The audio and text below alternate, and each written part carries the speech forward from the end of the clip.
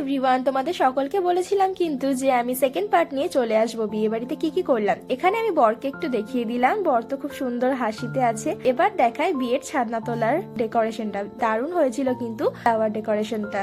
আর তারপর চলে গেলাম আমি ফুচকা খেতে। ফুচকা খেতে তো মেয়েরা সবাই ভালোবাসে, তবে ফুচকা খেতে গেছি কিন্তু ফুচকায় জল ছিল না, শুকনো ফুচকাই খাচ্ছি।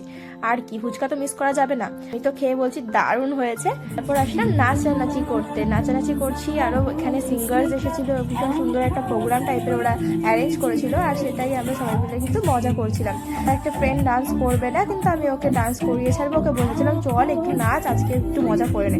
আসলাম খাবার এখানে, খেতে খেতে অনেক লেট করে দিয়েছি, ততক্ষণে অনেকগুলো ব্যাচ হয়ে গেছিল। এবার হয়তো কোনো কারণে এ খাবার শর্ট পড়ে গেছিল। এবার দেখো কি বলছি, আমরা খাবার জায়গায় আসলাম, কিন্তু এখন জানি না কতক্ষণে খাবার দেবে। খাওয়া দাওয়া সবই আমরা করতে পেরেছি, আশা করি আমরা কিছু খাবার দিয়ে যাবো।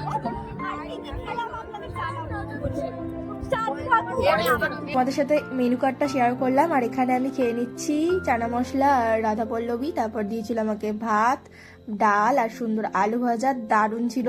তারপরে আমরা যেটার জন্য মেন বসেছিলাম চিংড়ি মালাইকারি, ওটাই শেষ হয়ে গেছিল, আর সবকিছু ছিল। আর খেয়ে দিয়ে এই বেরিয়ে পড়লাম বাড়ি যাওয়ার জন্য। আর তাই গল্প করতে করতে চলে আসলাম বাড়ি। তো আজকের ভিডিওটা এইটুকুই। কেমন লাগলো তোমরা জানিও, ভালো লাগলে আমার পেজটাকে লাইক করো, শেয়ার করো, কমেন্ট করো।